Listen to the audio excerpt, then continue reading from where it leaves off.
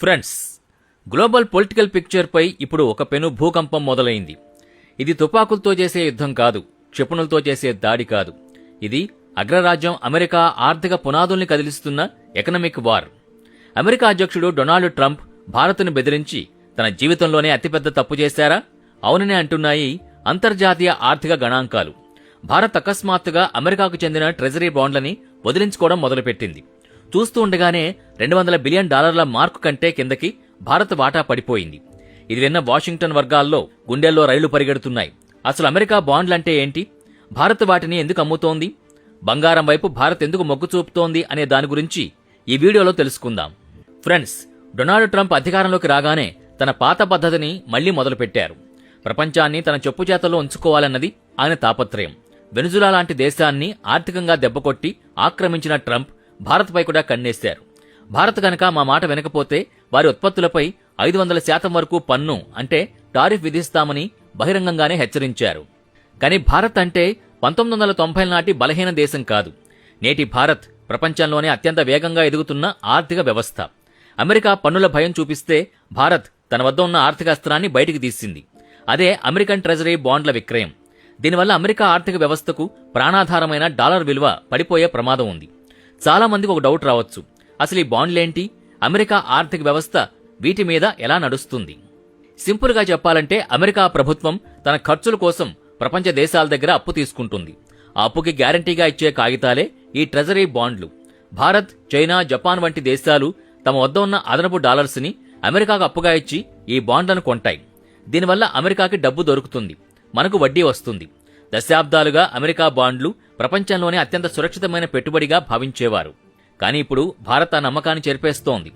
Bloomberg వంటి అంతర్జాతీయ వార్తా సంస్థల గణాంకాల ప్రకారం అక్టోబర్ 2024లో అమెరికా బాండ్లలో భారత్ పెట్టుబడి $241.4 బిలియన్. కానీ అక్టోబర్ 2025 నాటికి అది $190.7 బిలియన్ కి పడిపోయింది. అంటే కేవలం ఒకే ఏడాదిలో భారత్ $50 బిలియన్ కంటే ఎక్కువ విలువైన బాండ్లను విక్రయించింది. ఇది దాదాపు 21% తగ్గుదల. గత 10 ఏళ్లలో అమెరికా బాండ్ల విషయంలో భారత్ ఎప్పుడూ ఇంతటి భారీ విక్రయాలు చేయలేదు. అమెరికా ప్రభుత్వం 5% వరకు లాభం ఇస్తామని ఆశ చూపించినా భారత్ మాత్రం మాకు మీ డాలర్లొద్దు అని తెగేసి చెబుతోంది. ఇది అమెరికా ఆర్థిక ప్రతిష్టకు తగిలిన కోలుకోలేని దెబ్బ. అమెరికా బాండ్లను అమ్మి భారత్ ఆ డబ్బును ఏం చేస్తోంది? ఇక్కడే అసలైన ట్విస్ట్ ఉంది. భారత్ ఇప్పుడు ప్రపంచంలోనే అత్యధికంగా బంగారం కొంటున్న దేశాల్లో ఒకటిగా నిలిచింది. భారత బంగారం నిల్వలు ఇప్పుడు 880.18 మెట్రిక్ టన్నులకు చేరాయి. భారత విదేశీ మారక నిల్వల్లో బంగారం వాటా ఏడాది క్రితం 9% ఉంటే ఇప్పుడు అది 13.9% పెరిగింది. ఎందుకంటే బంగారం ధర ఎప్పుడూ పెరుగుతూనే ఉంటుంది. డాలర్ విలువ పడిపోయినా బంగారం మనల్ని కాపాడుతుంది. ట్రంప్ రేపు ఏ నిర్ణయం తీసుకుంటారో తెలియని ఈ అనిశ్చితి కాలంలో బంగారం కంటే సురక్షితమైంది మరొకటి లేదని ఆర్బీఐ నిర్ణయించుకుంది. ఫ్రెండ్స్, ఇక్కడ మనం ఒక చారిత్రాత్మక విషయాన్ని గుర్తు చేసుకోవాలి. 1991లో భారత్ ఆర్థిక సంక్షోభంలో ఉన్నప్పుడు దేశాన్ని కాపాడుకోవడానికి మన దగ్గరున్న బంగారాన్ని విమానాల్లో లండన్ మరియు స్విట్జర్లాండ్కి తరలించి తాకట్టు పెట్టాల్సి వచ్చింది.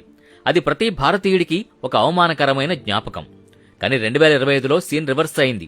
ఆర్బీఐ బ్రిటన్ బ్యాంకులు అంటే బ్యాంక్ ఆఫ్ ఇంగ్లాండ్లో భద్రపరిచిన 64 టన్నుల బంగారాన్ని ప్రత్యేక విమానాల్లో తిరిగి భారత్కు తీసుకొచ్చింది. ఇప్పుడు భారత్ యొక్క మొత్తం బంగారంలో 575 టన్నులు మన దేశ గడ్డపైనే, మన ఓల్టుల్లోనే భద్రంగా ఉంది. ఇది కేవలం ఆర్థిక నిర్ణయం కాదు, ఇది నవభారత ఆత్మగౌరవానికి ప్రతీక. మన ఆస్తి మన దగ్గరే ఉండాలి అనే బలమైన సందేశాన్ని భారత్ ప్రపంచానికి పంపింది. ప్రపంచవ్యాప్తంగా ఇప్పుడు ఒకటే చర్చ, డీ-డాలరైజేషన్ అంటే అంతర్జాతీయ వాణిజ్యంలో డాలర్ వాడకాన్ని తగ్గించడం. రష్యా ఉక్రెయిన్ యుద్ధం తర్వాత అమెరికా తన డాలర్ వ్యవస్థని ఒక ఆయుధంగా వాడుకుంది. రష్యా డబ్బుని అమెరికా ఫ్రీజ్ చేసింది. ఇది చూసిన భారత్, చైనా, బ్రెజిల్ వంటి దేశాలు షాక్ అయ్యాయి. రేపు మాకు అమెరికాకు గొడవొస్తే మా డబ్బును కూడా అమెరికా ఇలాగే లాగేసుకుంటుంది కదా అనే భయం మొదలైంది.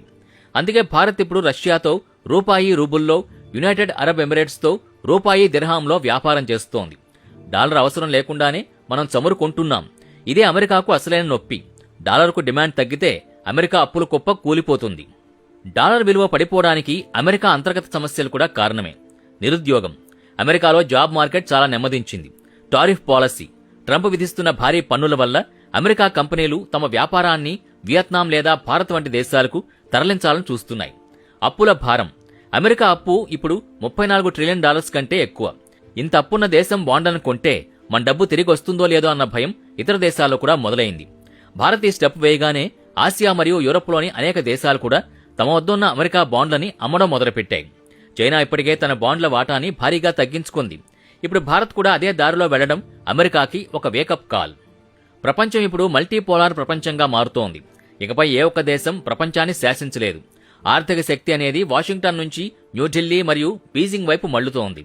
భారత్, రష్యా, చైనా, బ్రెజిల్ మరియు దక్షిణాఫ్రికా కలిసి ఒక కొత్త కరెన్సీని తీసుకురావాలని ప్లాన్ చేస్తున్నాయి. దీన్నే బ్రిక్స్ కరెన్సీ అంటారు. ఇది గనక అమల్లోకి వస్తే ప్రపంచ వాణిజ్యంలో డాలర్ వాటా 50% కంటే కిందకు పడిపోతుంది. అమెరికా తన అహంకారంతో భారత్ను బెదిరిస్తుంటే భారత్ మాత్రం నిశ్శబ్దంగా అమెరికా ఆర్థిక సామ్రాజ్యాన్ని ముక్కలు చేసే పనిలో ఉంది. సౌదీ అరేబియా దశాబ్దాలుగా చమురుని కేవలం డాలర్స్లోనే అమ్ముతామని అమెరికాతో చేసుకున్న ఒప్పందం ఇటీవల ముగిసింది. ఇప్పుడు సౌదీ అరేబియా కూడా భారత్తో రూపాయల్లో వ్యాపారం చేయడానికి ఆసక్తి చూపుతోంది. ఇది అమెరికాకు అతిపెద్ద ఎదురుదెబ్బ. ఫ్రెండ్స్, భారత్ తీసుకుంటున్న ఈ నిర్ణయాలు చాలా సాహసోపేతమైనవి.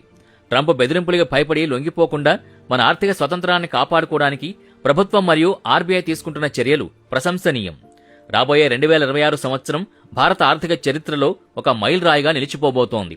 డాలర్ బానిసత్వం నుంచి విముక్తి పొంది మన రూపాయి ప్రపంచవ్యాప్తంగా గర్జించే రోజు దగ్గరలోనే ఉంది. అమెరికా తన తప్పును తెలుసుకుని భారత్తో స్నేహపూర్వకంగా ఉండకపోతే భవిష్యత్తులో అమెరికా ఆర్థిక వ్యవస్థ దివాళా తీయడం ఖాయం. ఈ అంశాన్ని మనం ఇంకా లోతుగా విశ్లేషించాల్సి ఉంది. ఎందుకంటే అమెరికా బాండ్ల నుంచి భారత్ వైదొలగడం అనేది కేవలం ఒక వ్యాపార నిర్ణయం కాదు. ఇది అమెరికా యొక్క ఆర్థిక అహంకారం మీద భారత్ చేసిన సర్జికల్ స్ట్రైక్. మరిన్ని కీలక విషయాల్ని ఇప్పుడు చూద్దాం. ఫ్రెండ్స్, అమెరికా తన అప్పుల్ని తీర్చుకోవడానికి గత కొన్నేళ్లుగా విచ్చలవిడిగా డాలర్స్ ని ముద్రిస్తోంది. ఒక దేశం తన ఇష్టం వచ్చినట్టు నోట్లు ముద్రిస్తే ఆ కరెన్సీ విలువ పడిపోతుంది. భారత్ వంటి దేశాలు తమ కష్టార్జితాన్ని అమెరికా బాండ్లలో పెడితే రేపు డాలర్ విలువ పడిపోతే మనకొచ్చే లాభం సున్నా. దీన్ని ముందే పసిగట్టిన భారత ఆర్థిక నిపుణులు మునిగిపోయే నావ నుంచి మన పెట్టుబడుల్ని సురక్షిత తీరానికి అంటే బంగారం వైపు మళ్లిస్తున్నారు. ఇది మన దేశ ప్రజల సొమ్ముని కాపాడడానికి తీసుకున్న ఒక గొప్ప నిర్ణయం. భారత్ తీసుకున్న ఈ సాహసోపేతమైన అడుగును చూసి ఆఫ్రికా, ఆగ్నేయాసియా మరియు లాటిన్ అమెరికా దేశాలు కూడా ధైర్యం తెచ్చుకుంటున్నాయి. ఇన్నాళ్లు అమెరికా తన డాలర్ శక్తితో ఈ చిన్న దేశాల్ని భయపెట్టింది. కానీ ఇప్పుడు భారత్ వంటి పెద్ద ఆర్థిక వ్యవస్థే డాలర్ అవసరం లేదని చెబుతుంటే మనమెందుకు భయపడాలి అనే చర్చ ఈ దేశాల్లో మొదలైంది. భారత్ ఇప్పుడు కేవలం తన కోసమే కాకుండా అభివృద్ధి చెందుతున్న 100 దేశాల తరపున ఒక ఆర్థిక విప్లవానికి నాంది పలికింది. దీనివల్ల ప్రపంచంలో అమెరికా ఏకాకయ్యే పరిస్థితి కనిపిస్తోంది. మరో ముఖ్యమైన విషయం ఏంటంటే భారత్ ఇప్పుడు సెంట్రల్ బ్యాంక్ డిజిటల్ కరెన్సీ లేదా డిజిటల్ రూపాయిని బలోపేతం చేస్తోంది. భవిష్యత్తులో మనం ఇతర దేశాలతో నేరుగా డిజిటల్ రూపాయిలో లావాదేవీలు జరిపితే మనకు డాలర్తో కానీ అమెరికా బ్యాంకింగ్ వ్యవస్థ స్విఫ్ట్తో కానీ పనుండదు. ఇది అమెరికా ఆధిపత్యానికి చరమగీతం పాడుతుంది. అంటే అమెరికా మనల్ని ఆంక్షలతో బెదిరించాలని చూసినా మన వ్యాపారం ఎక్కడా ఆగదు. 2026 సంవత్సరం మనకి ఒక కొత్త పాఠం నేర్పుతోంది. బలం ఉన్నవాడిదే రాజ్యం కాదు, బుద్ధి ఉన్నవాడిదే విజయం. అమెరికా తన మిలిటరీ శక్తిని చూపి బెదిరించవచ్చు, కానీ భారత్ తన ఆర్థిక చతురతతో అమెరికాని ఆత్మరక్షణలో పడేసింది. బాండ్ల విక్రయం ద్వారా భారత్ పంపిన సందేశం ఒక్కటే: మేము మీకు భాగస్వాములం మాత్రమే, బానిసలం కాదు. ఈ వీడియో మీకు నచ్చితే భారతదేశ ఆర్థిక బలం గురించి మరింత మందికి తెలిసేలా షేర్ చేయండి. అమెరికా బెదిరింపులకి మోదీ ప్రభుత్వం ఇస్తున్న ఈ సమాధానంపై మీ అభిప్రాయం ఏంటి? బంగారం నిల్వలు పెంచుకోవడం సరైందేనా? కింద కామెంట్ సెక్షన్లో మీ విలువైన ఆలోచనలు పంచుకోండి.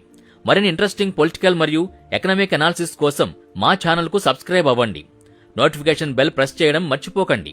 మీకేమనిపిస్తోంది? భారత్ అమెరికా బాండ్లను అమ్మడం సరైన నిర్ణయమేనా?